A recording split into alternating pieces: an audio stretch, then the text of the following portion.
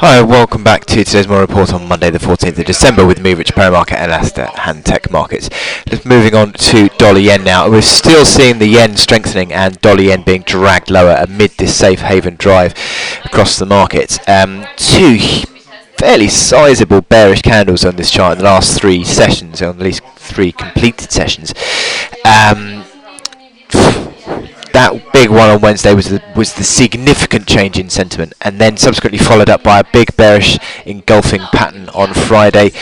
Moved to the upside, failed pretty much bang on the old support of that range. 122.20 was that range low, and 122.22, so pretty much bang on there. So that is a big resistance now in place. It's fallen away. I've actually drawn in a few Fibonacci's of this rally from October to November, and it's sort of closed on Friday pretty much bang on the 50% level, just holding up. So you'd expect it to sort of trade between the sort of 50% and 38.2% levels now. I'd say 38.2% coming in at 121.50, which is interesting because 121.50 on the hourly chart, if you zoom out here, acts as an old key pivot level.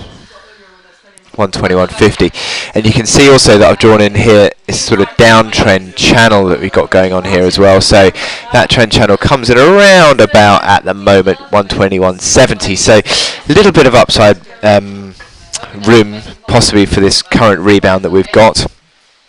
But as I said, the chances are you're going to see that come under selling pressure once again, as the momentum indicators, generally speaking, are sort of negatively configured. You've got the MACD lines consistently below zero. You've got the RSI sort of negatively configured as well.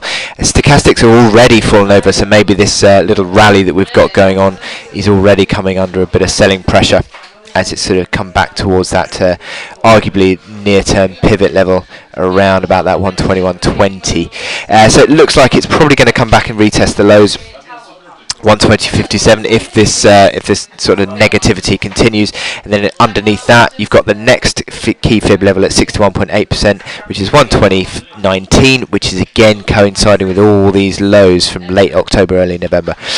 So it looks like ultimately the selling pressure is still in this dollar yen chart in the last few days, and rallies are being used as a chance to sell, and it's likely that's going to continue. But well, that would be whilst the oil price remains under pressure, I think, and the market sentiment, generally speaking, is fairly negative.